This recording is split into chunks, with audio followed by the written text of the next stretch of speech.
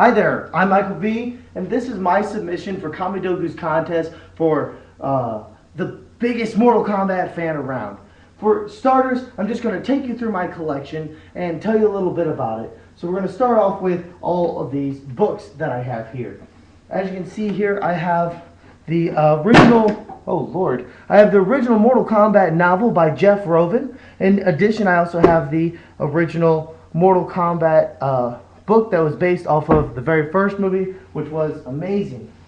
In addition to all of that stuff, which I'm down here picking this stuff up, I have a whole host of original strategy guides. This is an awesome one by GamePro. Here's the PSN exclusive for Mortal Kombat Deception when it first came out. Here's an old vintage GamePro that featured Mortal Kombat 4, one of my favorite games. Here is the Mortal Kombat 3 strategy guide, the original Mortal Kombat, and then even the ones that are in the contest, I have those too. Deception, Sub-Zero Mythologies. I'm such a hardcore fan, I love this game. So then we also got some more like Mortal Kombat 4, Mortal Kombat. Oh, this is the, yeah man, that's Electronics gave me monthly one. I was pretty excited when this one came out. Mortal Kombat Deadly Alliance, and of course Mortal Kombat 4, which I love. Here's some things that you may not have gotten a chance to see in a long time. Right here we got the original Mortal Kombat 1. I don't know what these things are called actually. It's by Tiger Electronics, but honestly, not really the best little handheld in the world, but I'm happy to have it. Here's one of my favorite things, however, that I have in my collection. Check out this. Split out. This is a Mortal Kombat miniature pinball machine. The thing works in all. Let's see here if I can turn it off for you. See here if I can. Gotta kind of push the ball in and then. Oh no, I guess my batteries are out. That's okay.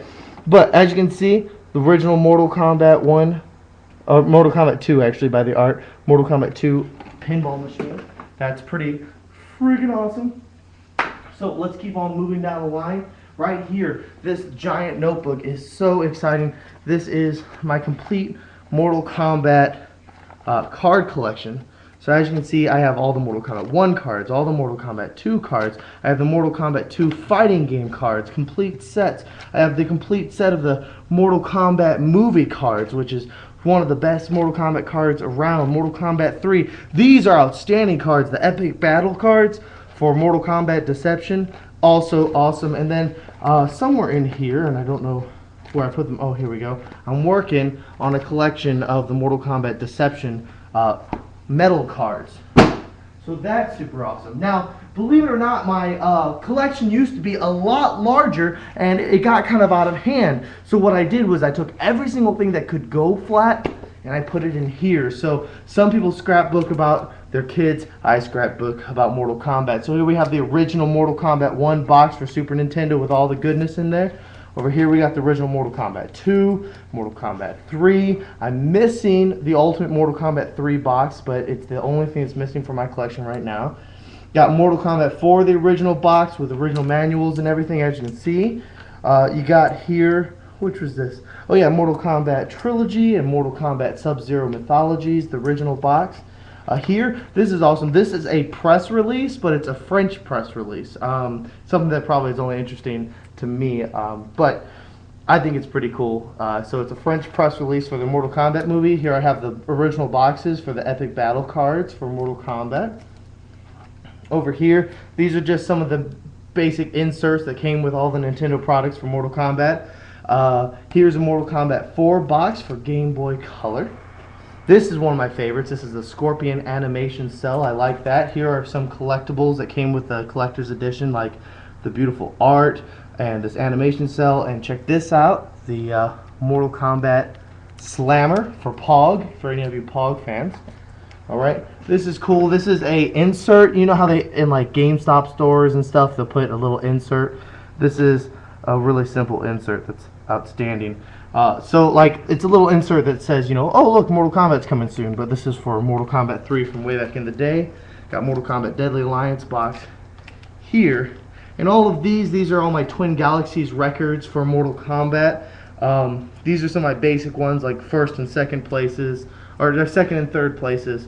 For those of you who don't know, Twin Galaxies is the Guinness Book of World Records branch for video game play. So if you want to get in the Guinness Book of World Records for video games, you're going to have to go through Twin Galaxies, which brings me to this here, which is another reason why I should totally be considered one of the greatest fans ever. This here is the world record for fastest completion of Mortal Kombat 4. And if you go to the Guinness Book of World Records 2010 edition and go to the fighting section, you'll see my name, Michael V. Of course, my last name's in there, but you guys can look that up. But yeah, so I'm in the Guinness Book of World Records for loving this game. So who isn't a more hardcore fan than someone who is that in love with the game? On top of that, I have a whole host of various Mortal Kombat comic books. I was collecting them for a while and then just kind of stopped collecting, but I'm still very much in love with them. Now, I only really have Nintendo stuff at home, so I don't really have all the PlayStations and everything. But as you can see, we got Mortal Kombat 1 here for Super Nintendo. Got Mortal Kombat 2, which is, you know, pretty much everyone's like favorite. Mortal Kombat 2 for Super Nintendo. We got Mortal Kombat 3 for Super Nintendo.